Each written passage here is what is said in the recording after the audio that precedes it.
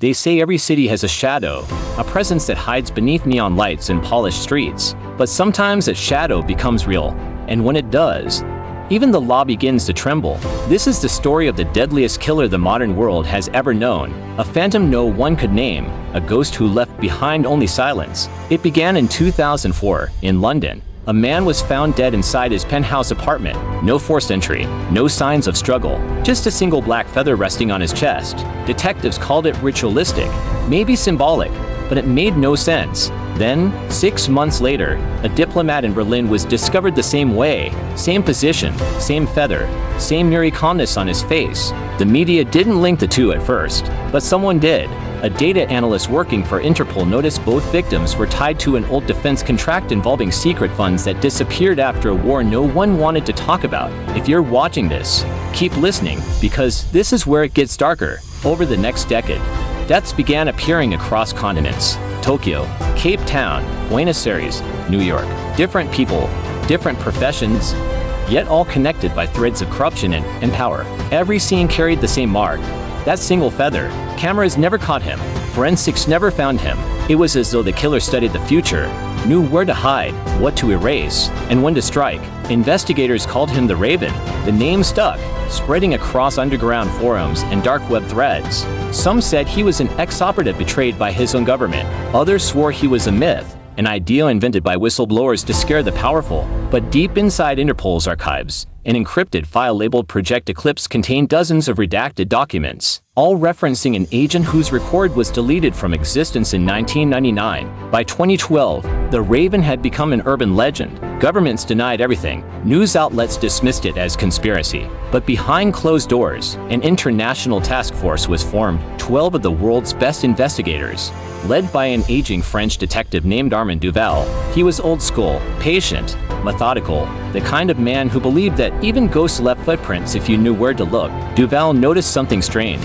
Each killing happened within 30 miles of a major data breach or classified leak within 48 hours. Someone wasn't just murdering, they were sending messages. But what kind of message? Justice? Revenge? Or something else? In 2014, Duval received a plain envelope with no return address. Inside was a photograph of a young boy standing in front of a burning village. On the back, a handwritten note. "You created me." When Duval traced the image, it led back to a small village in Eastern Europe destroyed in 1991 during a covert operation that was never officially recorded.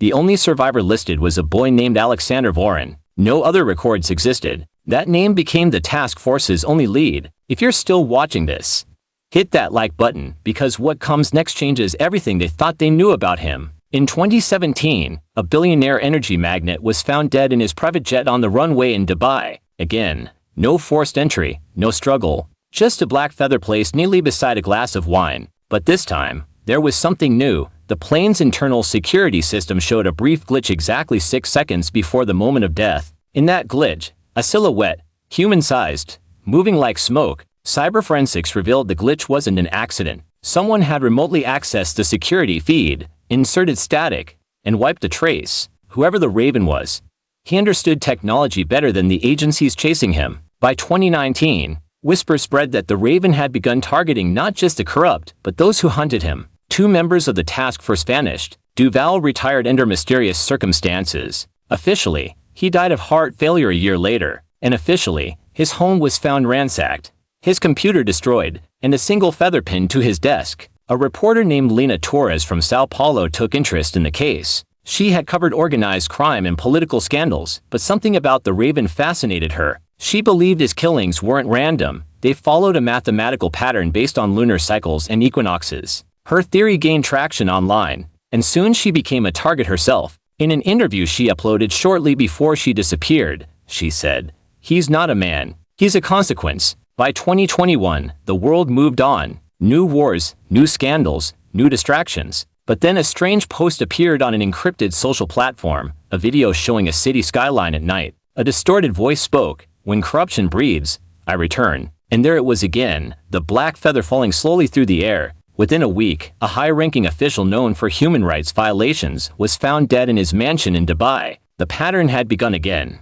At this point, most people assumed it was copycats or vigilantes inspired by the legend. But something about the precision, the lack of evidence, felt too perfect. Even artificial intelligence tools used by modern agencies couldn't predict the next move. Some said the Raven was no longer a person at all, but a network, a silent system created to punish the untouchable. If you've ever wondered whether true justice still exists, think about this. Every name on the Raven's list was later revealed to be involved in hidden crimes that were never prosecuted. Somehow, whoever he was, he always knew the truth before it became public.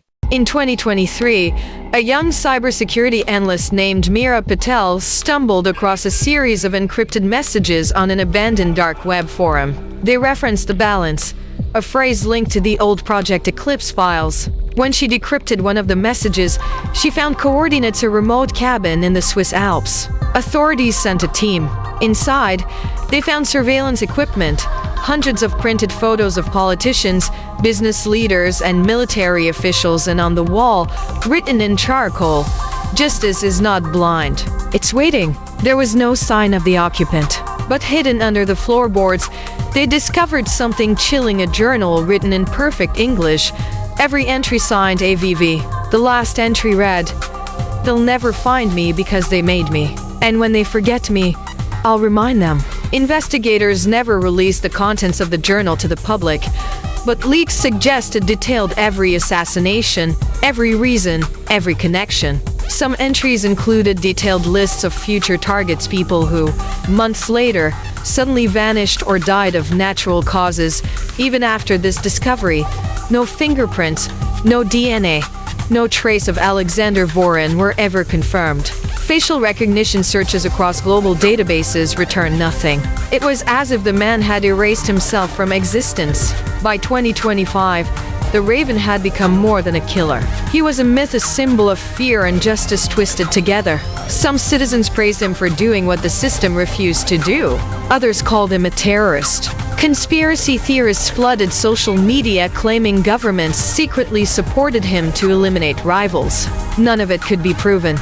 Then, just a few months ago, something unexpected happened.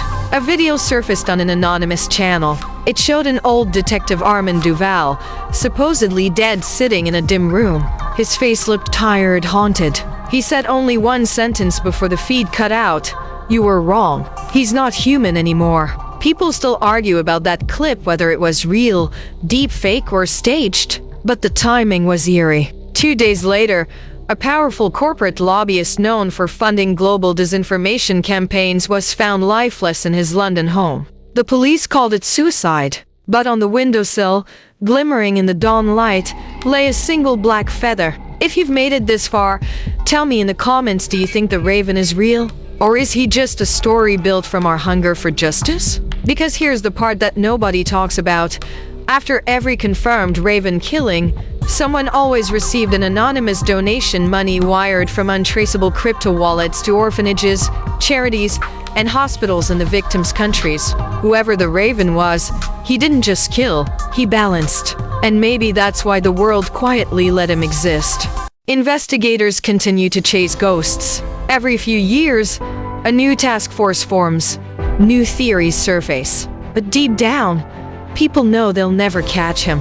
Because how do you catch something that exists and everyone's fear the idea that someone out there knows what you've done? Maybe the Raven was just a man, once a boy who survived a war and saw the system protect monsters. Maybe he became the monster he needed to fight. Or maybe the legend of the Raven is bigger than any single person, a signal that when power forgets humanity, humanity finds its own power. And here's the strange part. Last month, an encrypted file labeled Feather Zero appeared in a hidden government database. Inside was a single sentence: "It begins again." So if you ever wake up and see a black feather outside your window, maybe it's just coincidence. Or maybe someone somewhere decided it's time to remind the world that even shadows can have purpose. If you're still watching, hit subscribe, because this isn't the last time we'll talk about him. The legend of the Raven continues to grow, and new clues keep surfacing in corners of the internet we were never meant to find. And if this story gave you chills, remember, every legend starts with one truth that no one wanted to believe.